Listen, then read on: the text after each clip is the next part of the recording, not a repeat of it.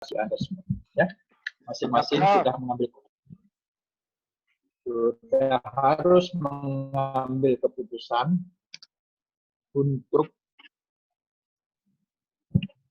memilih topik penelitian Anda dan mempersiapkan draft, ya, proposal penelitian disertasi. Nah, dalam kuliah yang lalu saya juga sudah mendapatkan pemahaman tentang rencana penelitian disertasi Anda masing-masing. Ya, ada beberapa catatan sampai yang ekstrim, ya. Topik dan rumusan judulnya itu nggak layak disertasi. Karena tuntutannya tinggi disertasi itu, ya. Tidak hanya sekedar mendeskripsikan. Kalau itu mendeskripsikan, deskriptif itu kelasnya skripsi. Ya. Kalau tesis kemudian tidak hanya deskriptif, mendeskripsikan fenomena hukum dan hasil penelitiannya, tapi ditambah dengan kemampuan dari peneliti menganalisis. Ada suara rame nih, Retno. Apa yang Anda kerjakan? Kerotak-kerotak suaranya kotor.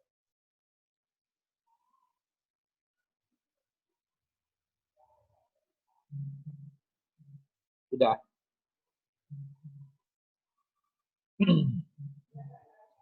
Kemampuan peneliti untuk menganalisis apa yang dianalisis. Research findings. Temuan-temuan penelitian. Ya. Temuan-temuan penelitiannya itu berasal dari question yang diurai dalam rumusan masalah. Pertanyaan-pertanyaan penelitian. Itu yang hendak Anda jawab dalam penelitian. Gunakan question. Ya. Ini juga bisa dengan statement, pernyataan. Kalau pernyataan itu masih abstrak sebenarnya, belum konkret dan bisa melebar. Kalau question itu sudah pasti fokus, ya. Apa yang ingin Anda jawab dalam penelitian. Research finding itu harus dianalisis, tidak sekedar dideskripsikan seperti deskripsi. Ya, tuntutannya S2. Temuan-temuan penelitian Anda itu harus dianalisis. Apa yang digunakan untuk menganalisis? Ini penelitian hukum, ya. Ada yang nyebut legal research, ya. Ada yang nyebut research of law. Nah, yang Anda gunakan ya kaidah ilmu hukum, ya. Yang Anda pelajari mulai S1, S2, S3 itu ilmu hukum yang Anda pelajari itu. Ilmu hukum itu punya konsep-konsep hukumnya sendiri. Konsep hukum, ya, itu berujuk pada apa yang disebut dengan Begriffen Wissenschaft, ilmu pengertian hukum. Konsep hukum itu khas sekali, dan itu menyangkut bahasa hukum, terminologi hukum, khas sekali. Kemudian ada asas-asas hukum. Anda harus munculkan itu. Konsep asas hukum. Ada norma-norma hukum yang dikemas dalam peraturan perundang-undangan. Ada lagi teori-teori.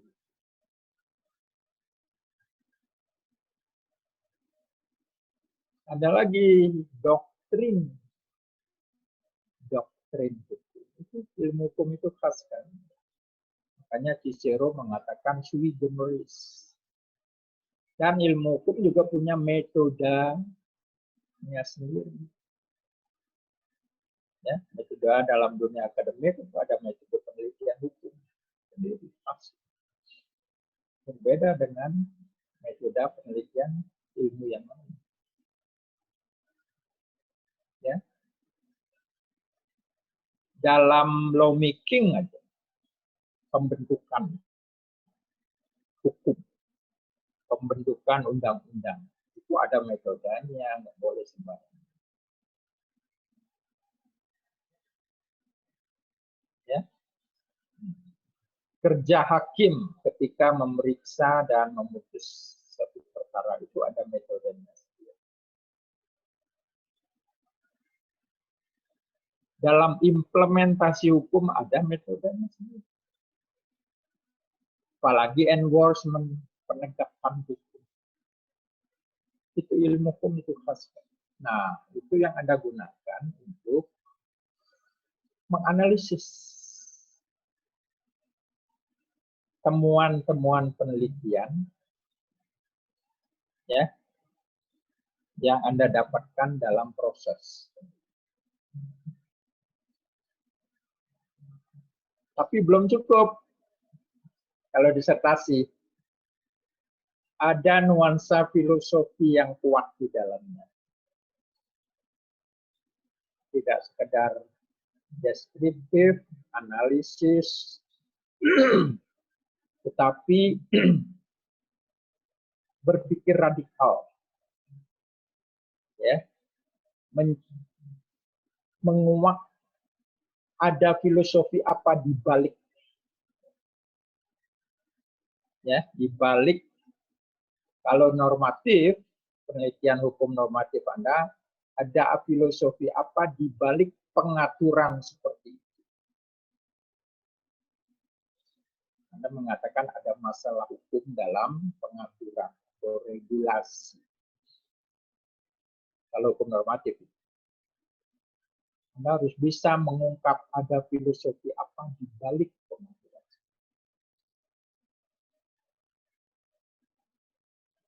Belum cukup lagi. Ada satu lagi kalau disertasi. Ya, Anda harus bisa menjawab ada politik hukum apa di balik pengaturan. So, tuntutannya tinggi sekali. Bisa dipahami? Ya. Nah, dari topik-topik penelitian yang Anda semua kemukakan itu kan sebagian besar itu ranahnya kan di hukum normatif. Anda mengatakan ada masalah hukum dalam pengaturan mengenai ya salah satu aspek dari bidang hukum yang Anda teliti. Dan itu merujuk pada peraturan perundang-undangannya.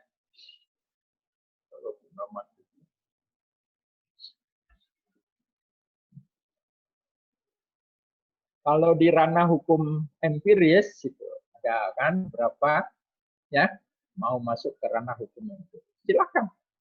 Dan ini penelitian hukum, bukan penelitian sosial.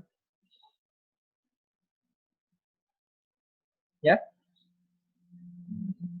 Itu juga harus bisa menjawab dua pertanyaan besar. Kalau di ranah hukum normatifnya, Anda mengatakan ada masalah hukum dalam regulasinya. Kalau di ranah hukum empiris, penelitian Anda mengatakan ada masalah hukum dalam apa? Implementasi. Karena pada akhirnya kan norma-norma hukum yang dikemas dalam peraturan undang-undangan itu diberlakukan dalam kehidupan masyarakat. Mengatur masyarakat.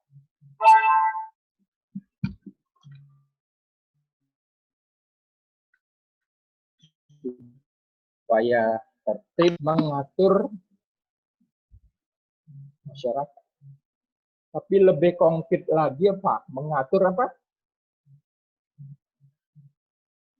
Yang diatur oleh hukum, Anda tiap hari itu melakukan. Apa? Bekerjanya hukum, Prof. Belum masuk ke sana dulu. Yang diatur itu perilaku. Hukum itu mengatur perilaku kita. Perilaku masyarakat. Konkretnya yang diatur. Di semua aspek kehidupan. Ya, apa aja aspek kehidupan masyarakat? Yang tiap hari Anda lakukan itu. Karena nggak terasa perilaku Anda itu mencerminkan perilaku hukum. Aspek kehidupan apa? Perilaku di bidang apa?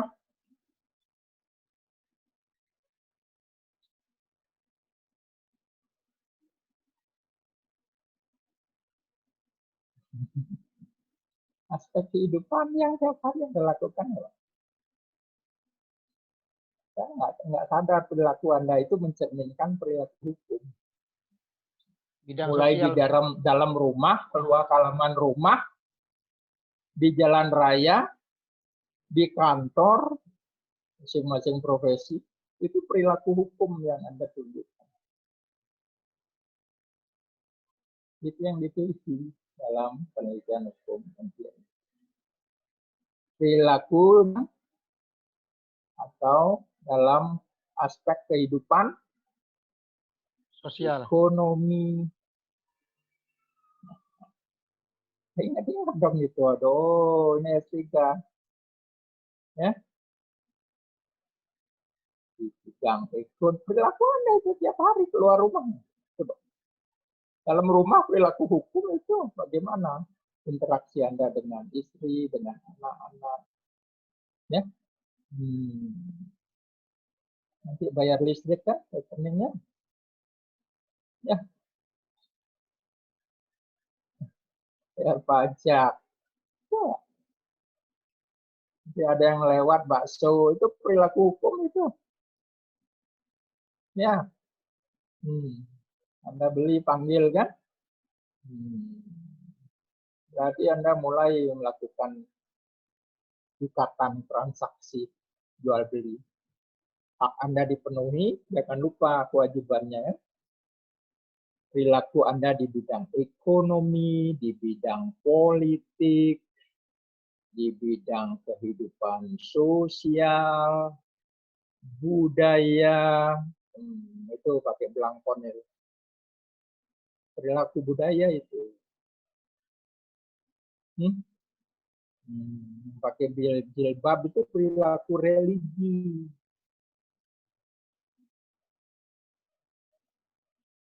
Tiap hari perilaku Anda itu mencerminkan perilaku hukum. Karena hukum mengatur perilaku Anda. Ada perilaku yang mentaati hukum, ada juga perilaku yang tidak mentaati hukum.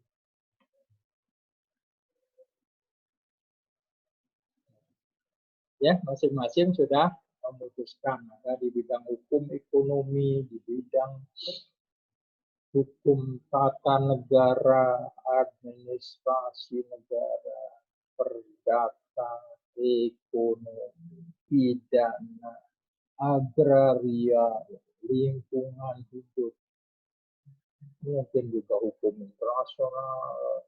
Ya. Hanya satu aja nggak bisa Anda teliti, hukum karma. Nah itu Gatot yang tahu itu.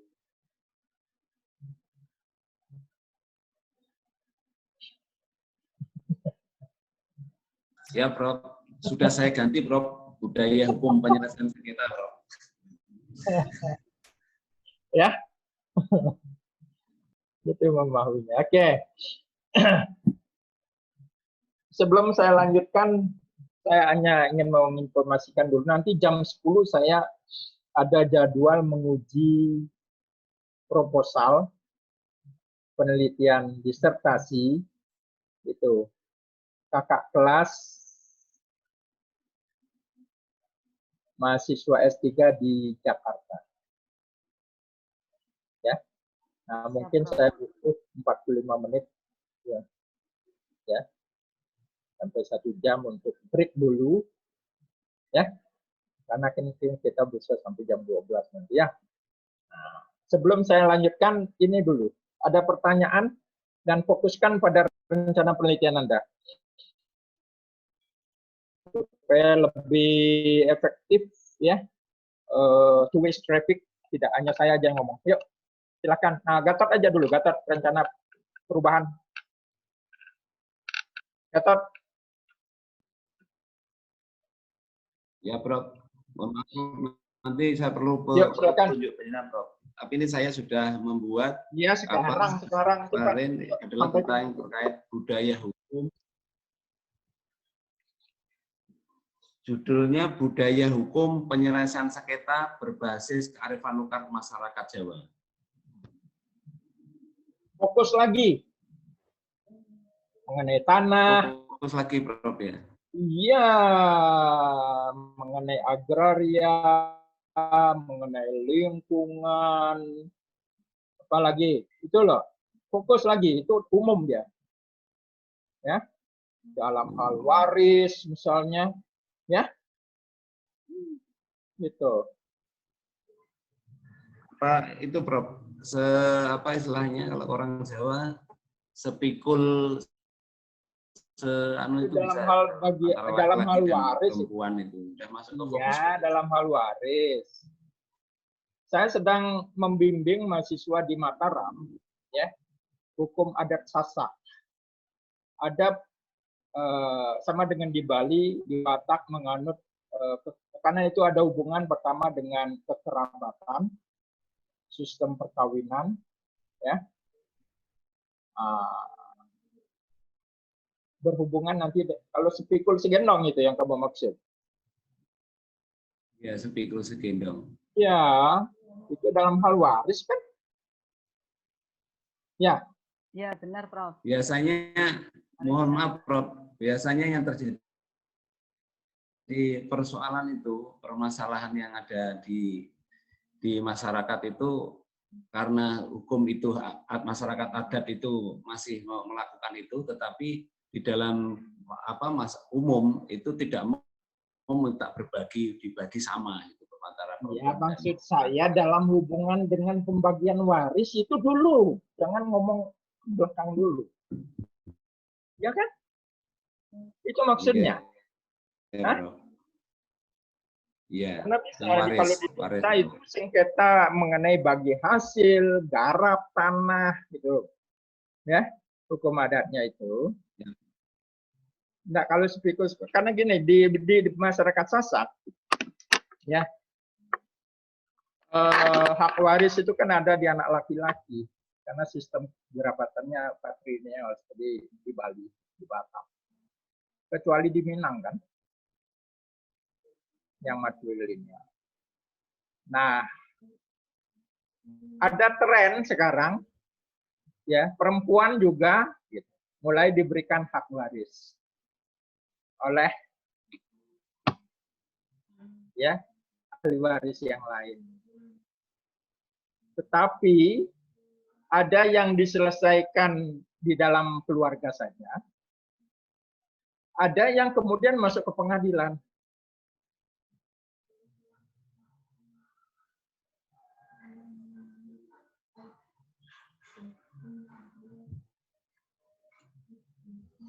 Bisa Anda meneliti putusan-putusan hakim misalnya. Ya.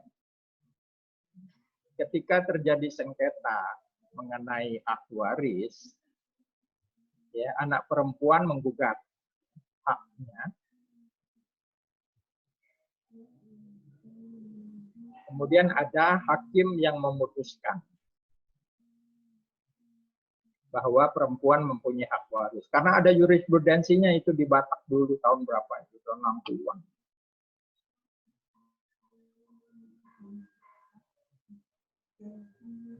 Kalau mau fokus ya, ada penyelesaiannya di luar pengadilan, non litigasi, out court settlement. Ada yang masuk ke pengadilan.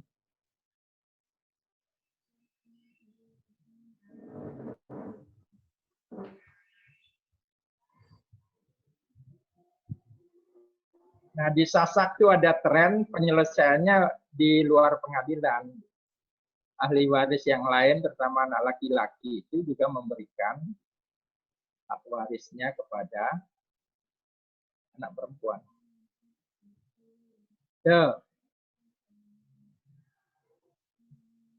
Anda fokus itu, ya.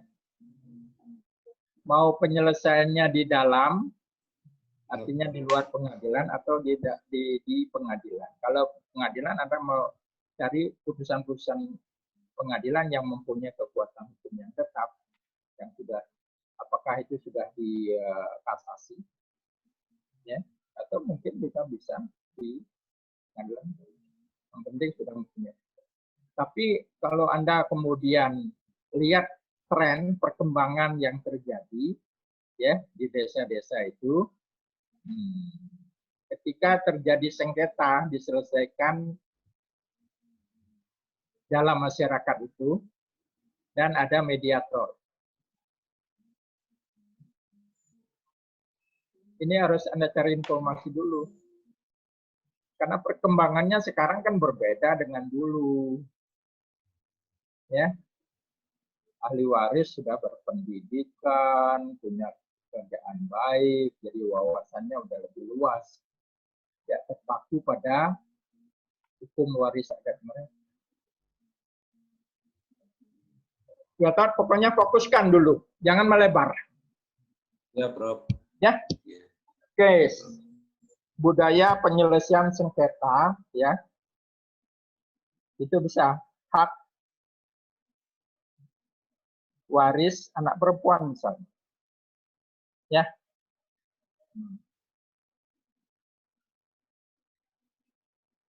Kalau mau fokus lagi, tapi itu bisa fokuskan pada apakah itu mengenai, biasanya yang ramai itu tanah, sumber kehidupan, ya. Nah, karena bisa jadi yang banyak terjadi kan antara anak laki-laki, tapi hak waris di Jawa kan anak laki perempuan kok, ya, bilateral dia, ya kan. Kalau di Bali enggak, laki aja. Tapi wanita juga bisa mendapatkan hak waris dengan cara tertentu. Ada jalurnya. Hukum adat itu dinamis. Ya. Bisa dimengerti? Fokus lagi. Ya? Ya. Oke. Anda mau jelaskan lagi? Begini, Prof. Kalau tadi menyampaikan begitu masih tata umum untuk fokus, Prof. Mohon petunjuk, Prof.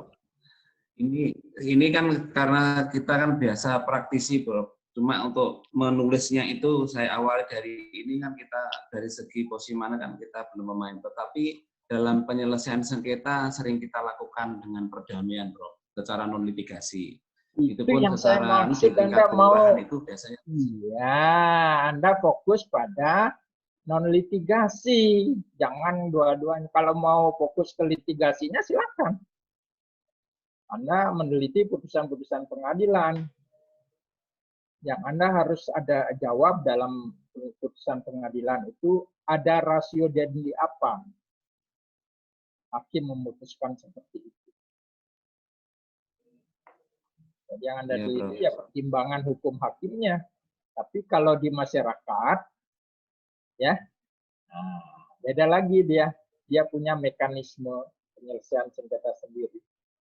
Anda mau gali itu silakan dan perkembangannya. Ya. Karena Iya, sistem siap, Prof. sistem desa tradisional di Jawa itu sudah hancur. Dirusak oleh Undang-Undang Nomor 5 Tahun 1974 dan Nomor 5 Tahun 1979. Yang namanya lurah, cari, kami tua kebayan,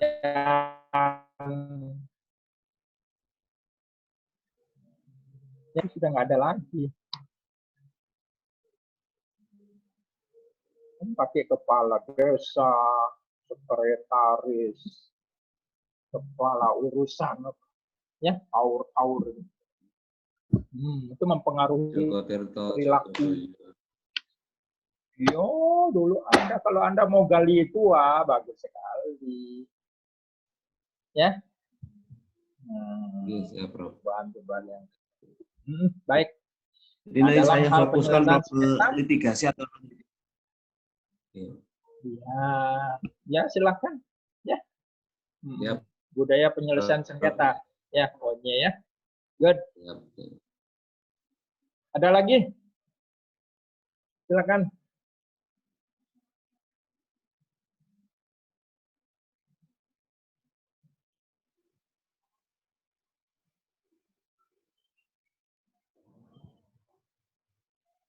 Halo. Mohon izin, Prof. Mohon izin, Prof. Silakan. Nur, Prof. Silakan. Ya. Iya. Mohon pencerahan, Prof. Ketika dalam pengaturan atau pengaturan tentang sesuatu hal, pengaturan hukum tentang sesuatu hal, substansi tertentu, kemudian dari pengaturan tersebut belum mengadopsi prinsip-prinsip yang telah ditetapkan di dalam hukum internasional, ya, dan kemudian tetapi dalam beberapa pelaksanaan yang terjadi di sebuah negara itu sudah dilakukan. Nah, ini kemudian kalau untuk merumuskan ke dalam legal problem atau question research itu yang dipersoalkan adalah apanya, Prof? Apakah persoalan penerapan asasnya atau kita munculkan dulu legal isunya berkaitan dengan ketiadaan normanya, Prof. Terima kasih. Iya, fokuskan dulu hukum nasional mengatakan apa. Itu aja dulu. Ya, dalam hubungan dengan konservasi sumber daya alam hayati ya. Peraturan perundang-undangan ya yang mengatur konservasi sumber daya alam hayati itu mengatakan apa itu dulu. Dan ini peraturan perundang-undangan, jangan hanya undang-undang ya. Nah, baru Ibu bisa mengatakan ada masalah hukum dalam regulasinya. Apakah vakum norm? Catat ya, masalah hukum dalam penelitian hukum normatif. Anda mengatakan ada masalah dalam pengaturannya dengan merujuk pada peraturan perundang-undangan mengenai aspek tertentu. Ya. Dalam bidang hukum Anda yang Anda pilih. Fokus dulu ke hukum nasional. Jangan dulu ngomongin konvensi internasional. Baru nanti setelah itu baru bisa menghubungkan dengan konvensi internasional. Kalau konservasi sumber daya alam hayati itu sudah progresnya bagus sekali. Hukum nasional, peraturan perundang-undangan kita itu merespons positif, mengakomodasi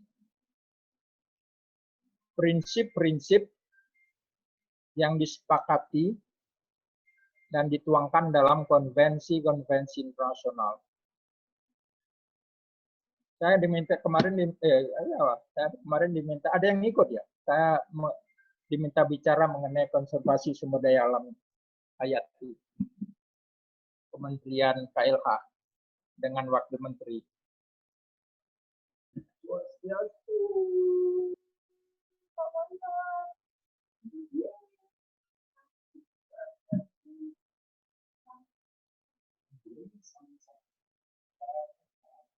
Maaf ya kemarin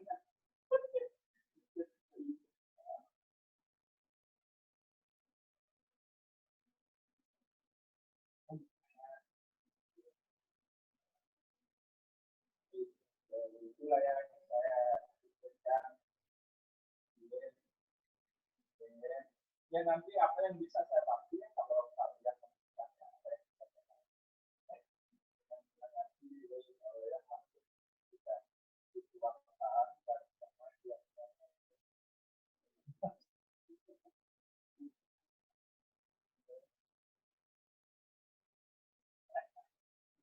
masing-masing memainkan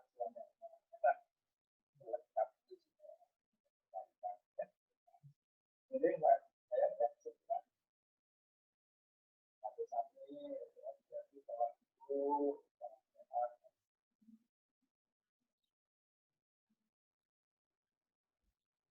mohon maaf. Tadi sampai mana ya? Memfokuskan kepada Ya. pengaturan hukum nasional, Bro. Itu dulu, Ibu, ya. Di uraian latar belakang, fokus dulu ke sana, baru bisa menghubungkan dengan konvensi internasional.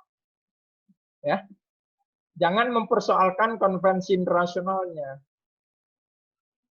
Konvensi PBB, ya, United Nations Convention on Biodiversity, ada lagi, ya, protokol Kyoto, ada lanjutannya itu, mulai deklarasi Stockholm ya, tahun 1972,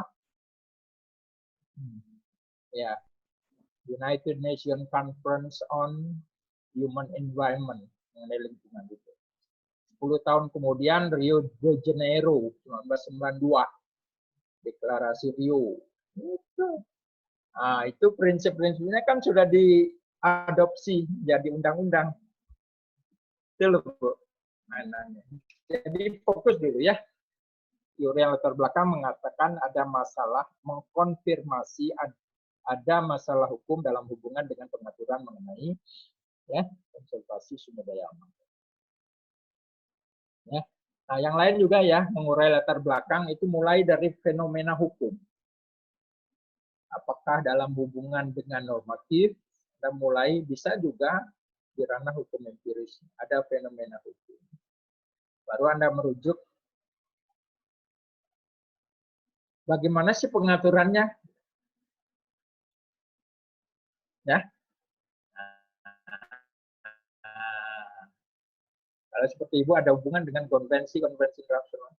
Oh, baru bisa mengkonfirmasi ada masalah dalam regulasi. Ya. Nah, baru kemudian dirumuskan, dirinci. Apa yang ingin Anda jawab dalam penelitian. Itu dirumusan masalah. Yang disebut dengan research question.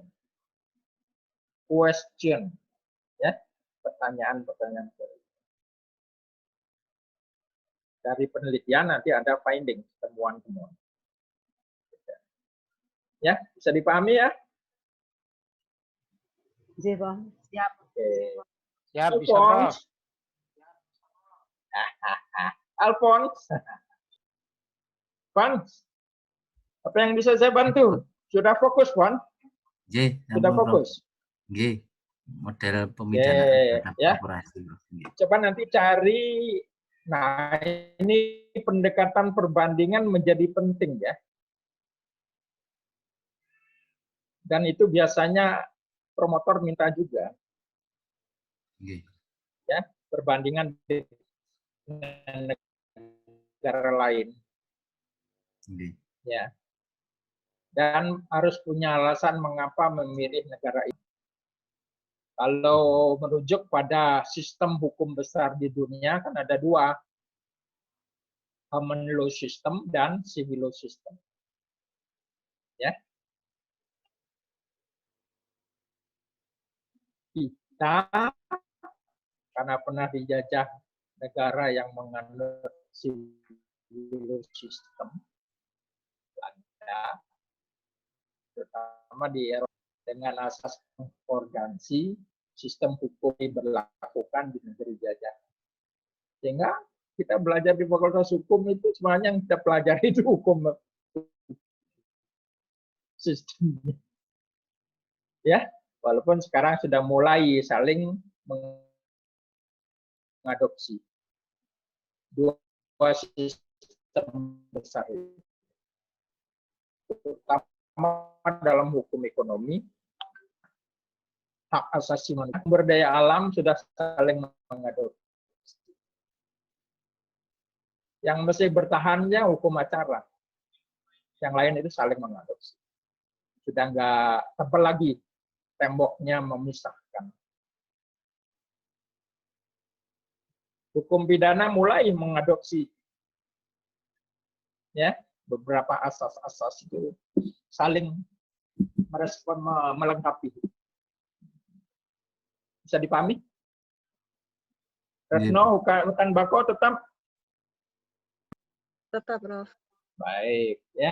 Kamu mau benar mau ke Raja Ampat. Di sana ada hutan bako enggak? Ada, Prof. Ada memang.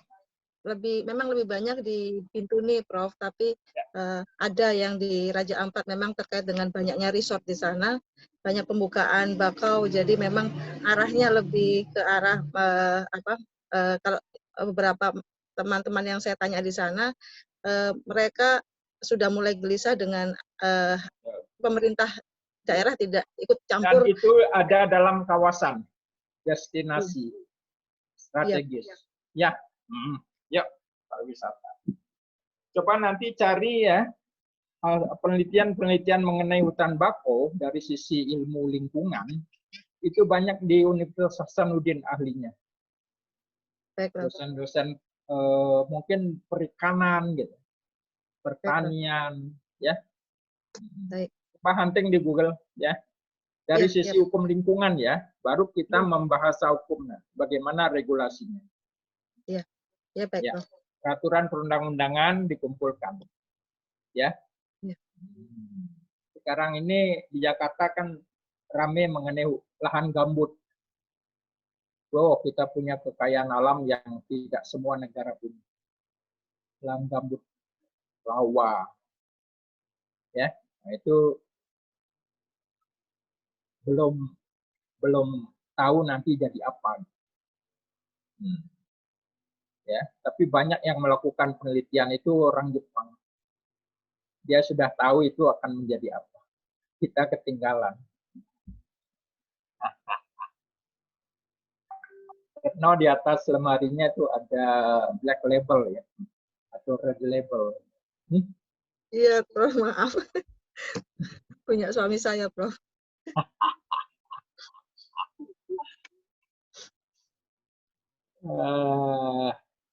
Baik, siapa lagi? Ayo, silakan. Gusti. Oke, Prof. Sudah mantap ya? Sudah mantap, Community Prof. policing. Bagus. Community policing-nya sudah, Prof. Ya. Sudah kami lengkapi. Coba juga. cari referensi Jepang ya, sama Inggris ya. Oke, siap, Prof. Sesuai petunjuk Profesor kami lengkapi, Prof. Siap. Oke, di sana memang untuk perbandingan bagus sekali. Siap, terima kasih banyak, Prof. Kalau di Inggris, di Jepang diibaratkan begini. Ketika masyarakat itu pada malam hari ya mendengarkan ketukan sepatu ya polisi yang berpatroli jalan kaki, wow itu dia menjadi tenang. Ya, belum lagi berinteraksi dan berkomunikasi dengan masyarakat. Nah, ya, Anda berangkat dari tugas polisi. Tugas pokok polisi itu tidak hanya menegakkan hukum, tapi ada tugas untuk apa? Menjaga keamanan, ketertiban dalam negeri. Berangkatnya dari sana, ya. Oke, siap, Prof. Yang dua, prinsip pokok yang dipegang, ya, prevention is better than repression. Mencegah lebih baik daripada menindak. Ya. Oke, siap, Prof. Terima kasih, Prof. Kumpulkan ya, undang-undang mulai dari undang-undang dasar, mengatakan apa, undang-undang kepolisian mengatakan apa, Ya, mungkin lagi ada undang-undang ketahanan nasional, sampai pada regulasi di bawah undang-undang. Kebanyakan melompat ke Perkap Polri. Ya, PP-nya nggak ada, tapi langsung ke peraturan Kapolri. Betul. Oke, betul, Prof. Gitu. Ya. Harus banyak belajar dari Profesor. Gitu cara berpikir sistematisnya ya. Ya. Nggak salah. Tapi menurut ilmu perundang-undangan itu ada masalah dalam legal validity, kekuatan mengikatnya sebagai produk hukum. Gitu. Cara berpikirnya ya. Ya, baik. Ya, terima kasih, Prof. Sambil jalan nanti, ya. Silakan boleh. Siapa lagi?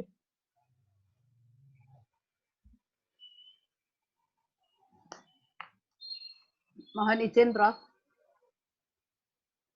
Ayo silakan, Bu Nur. Oke, tadi Prof menjelaskan tentang legal validity. Kalau kita menelusuri atau meneliti tentang legal validity, masuk ranah filsafat atau persoalan isu hukum, Prof? Terima kasih.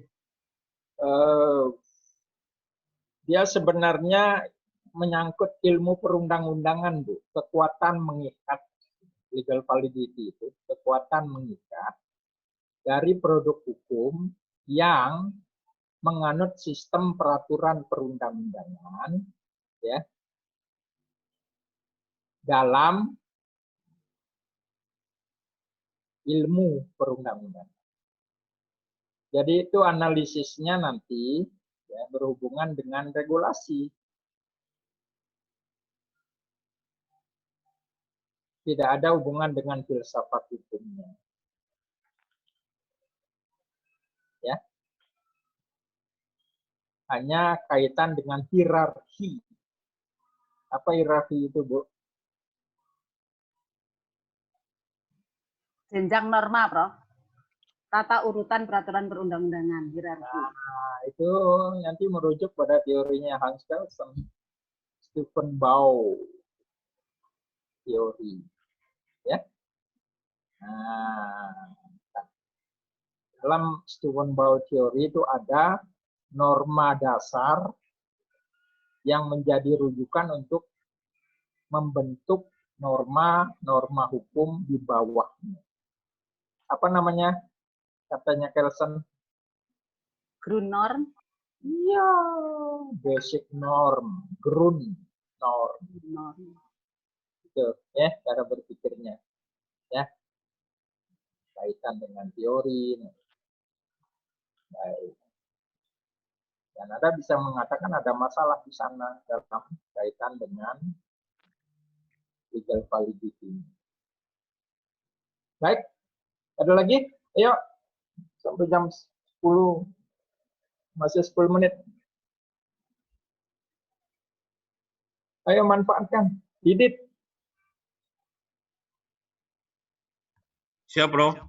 Ayo, apa rencana penelitian? Kemarin sudah direvisi sama Prof. Nyoman. Kemarin tuh berapa hari yang lalu ya? Seminggu yang lalu, Prof. Saya yang pada mulanya membandingkan antara undang-undang perumahan dengan undang-undang pangan. Undang-undang pangan saya hilangkan, Prof. Saya fokus ke perumahan. Melebar. Jadi Ya. judul saya Hakikat Asas Kesejahteraan pada Undang-Undang Nomor 1 Tahun 2011 tentang perumahan dan kawasan permukiman dalam rangka pemenuhan tempat tinggal layak, Prof. Oke, gini. Kalau seperti itu penelitiannya, Anda meneliti hukum dalam wujudnya sebagai asas hukum, loh. Asas apa tadi? Asas kesejahteraan, Prof. Kesejahteraan, ya. Ini agak, kalau menurut saya ya, Anda hubungkan dengan pengaturan mengenai perumahan dan kawasan permukiman judul undang-undangnya. Siap, Prof. Ya. Siap. Ini saya diminta memberi keterangan ahli di Polda Jatim ada masalah mengenai ini. Masih Undang-Undang Nomor 1 2011, Prof. Ya, Undang-Undang 2. Tapi penjabarannya nanti di Perda, Prof. Nah, itulah ada hubungan dengan tata ruang gitu kan. RT RW betul, Prof. Iya, tata ruangnya yang diatur di Perda. Tidak ada lagi IMB Perda. Tapi ada undang-undang secara nasional. Nah, kalau asas kesejahteraan nggak pas menurut saya. Kurang, Ada nggak asas ya tujuan dari undang-undang itu kan mengatur tentang pengadaan perumahan dan kawasan permukiman kan. Oleh Betul, karena Bro. itu lebih baik Anda hubungkan dengan asas perumahan yang layak dan terjangkau. Oh. Itu lebih konkret. Ya kan? Tidak hanya mengadakan perumahan tapi nggak bisa beli rakyat atau kualitasnya tidak layak. Nanti saya itu hubungkan lebih dengan tepat daripada kesejahteraan. Terlalu saya jauh hubungkan kalau dengan tidak. program pemerintah kaitan dengan rumah sederhana sehat ya, Bro. Pasti. Memang Anda harus menghubungkan ke sana. Yang apakah undang-undang ini sudah berpihak dengan kebutuhan masyarakat, menyangkut kepentingan kebutuhan masyarakat ya untuk mendapatkan pelayanan ya pengadaan rumah yang layak dan terjangkau dari segi harga kan. Bebas itu. Ya. Siap, Bro. Betul, Bro. Makanya kritisi undang-undangnya dan peraturan di bawah undang-undang. Siap, Bro. Apakah arahnya ke sana? Ya. Karena Terima memang kasih, juga diatur dalam undang-undang itu ya perumahan yang real estate. Ya. Bahkan betul, sekarang ada kuburan yang real estate loh. Makam yang estate, jadi Bro. komoditi ekonomi. Benar nggak? Betul. Betul sekali, Bro. Kuburan pakai AC ada kok. Orang mati aja real estate kan? Tidak hanya untuk Betul, orang hidup yang mampu. Tapi kalau sekarang pada kenyataannya masih ada peraturan 2% dari total lahan, Bro. Dari tiap pengembang untuk menyediakan lahan makam, Bro. Betul. Mengapa diatur seperti itu? Itu penting sekali dijawab. Ada hubungan tidak hanya dengan tata ruang, tetapi lingkungan hidup. Memberikan kenyamanan atas lingkungan bagi penghuni kawasan perumahan itu. Ya? Betul, Bro. Siap, Bro. Pokoknya kritisi peraturan perundang-undangannya, apakah sudah memihak gitu loh pada ya kewajiban pemerintah memenuhi tempat tinggal layak dan terjangkau ya, Prof. Kebutuhan gitu. Ya. Kebutuhan masyarakat memperoleh gitu caranya ya. Siap. Terima kasih, Bro. Gitu. Arahkan ke sana ya supaya jangan kesejahteraan. Siap. Nanti memang ada hubungannya dengan teori ya negara kesejahteraan. Kewajiban negara untuk mensejahterakan rakyatnya. Ya, perkembangan teori negara hukum klasik. Ya. Terima kasih, Bro. Masukannya, Bro. Welfare state. Itu caranya, ya. Siap, Bro. Baik. Solahuddin. Hadir, Bro. Yuk. Apa kamu? Belum. Kemana jalan-jalan? Kamu ada di kantor? Ada di kantor? Iya, Bro. Rencana bahas ambang batas parlemen, Prof. Oh, yang itu ya, ambang batas ya? Allah, sudah, karena kan lanjut semester lalu juga sudah dapat masukan dari beberapa dosen, ya. Prof. Fadli, Prof. Rasyad, Prof. Ahmad Jafar. Oh iya, nanti Fadli kuat itu. Iya. Sama Alisa Paat. Iya, Pak Aan juga, anjir. Iya. Aan, bagus. Ya, Insya Allah, Ahmad. Nanti diskusi sama Pak Jamil dari Bawaslu juga, anjir. Iya, iya. Bagus. Ya. Anjir. Ada nuwun, Pak. Oke. Siapa lagi? Daru. Siap, Prof. Saya rencananya membahas tentang, kok, halo, apa terdengar? Iya, iya, iya. Oh, enggak kok. Maaf, Prof, di layar kok ini nge-freeze semua. Saya rencananya akan membahas tentang keabsahan peraturan perundang-undangan, Prof. Khususnya Undang-Undang Cipta Kerja, karena saya menilai pembentukannya ini tidak melalui proses yang demokratis, Prof. Jadi di ranah administrasi dan tata negara. Iya. Kalau menurut saya kurang pas lah untuk disertasi ya. Tapi kalau Anda fokus ke Undang-Undang Cipta Kerja, jangan meneliti tentang proses pembentukannya yang menurut Anda ya itu sudah common sense. Ya. Karena prosesnya nggak benar, pasti hasilnya nggak benar. Produknya. Sekarang produknya antam. Tapi fokus pada aspek hukum apa. Oh, karena 79 undang-undang dirubah menggunakan undang-undang itu, Prof. Di apa istilahnya itu? Diambil alih pengaturannya oleh undang-undang. Tapi kan banyak bidang hukum. Kamu mau menekuni hukum apa itu dulu? Administrasi, Prof, di bidang perizinan. Nah, hantam perizinan aja. Tapi pada aspek pengaturan aspek apa? Bidang kehidupan apa? Ekonomi? Menggunakan hidup. Ini, Prof, yang ada terminologi baru, yaitu perizinan berbasis resiko. Rencananya ke situ, Prof. Itu kan hubungannya dengan lingkungan hidup. Oh, siap, Prof. Ya. Fokus ke sana maksud. Ya? Oke, siap, Prof. Bahkan dirubah terminologinya itu bukan analisis dampak lingkungan, hanya persetujuan lingkungan. Persetujuan lingkungan, Prof. Iya, yang baru menggunakan persetujuan lingkungan. Fokus itu ke sana. Ya? Oke, Prof, siap. Tapi dimulai dengan mengurai fenomena hukum, fenomena lingkungan, apa yang terjadi. Ya, baru merujuk pada regulasinya. Undang-undang lingkungan hidup, sampai pada Undang-Undang Cipta Kerja itu. Ya. Ya, Prof. Kalau administrasi biasanya berbicara itu perizinan. Ya. Nah, perizinan kan luas di bidang perdagangan, industri, jasa. Tapi dari yang aktual, lingkungan hidup, pengelolaan sumber daya alam, kan melibatkan korporasi. Ya. Ya, Prof.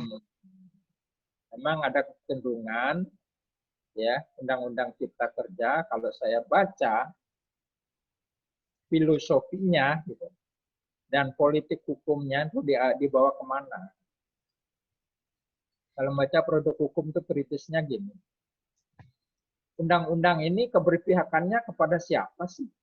Kepada pemodal, Prof, menurut saya. Itulah, kepada investor atau pada masyarakat. Itu aja pegang. Ya. Itu caranya berpikirnya ya, berpikir itu. Baru kemudian Anda telusuri pasal-pasal yang menunjukkan ya. Istilah yang dalam Undang-Undang Cipta Kerja itu kan menyederhanakan. Apanya yang disederhanakan? Persyaratan investasi. Maaf, kemudahan dalam berinvestasi dan penyederhanaan dalam perizinan. Itu intinya. Kalau saya baca, ya. Oke. Selamat siang. Oh iya, jam 10 ya, maaf. Ya. Saya masuk sekarang ya. Terima kasih sudah mengingatkan. Baik, tunda dulu 1 jam ya. Halo. Baik, Prof. Ya, Ya, Prof. ya dulu 1 jam ya. Baik, 1 Prof. jam lagi masuk lagi ya. Jam 11 ya. Ya, Terima siap, kasih. Prof. Barusan saya di teleponnya diingatkan. Matur nuwun semua. Sampai nanti. Terima kasih, Prof. Terima kasih.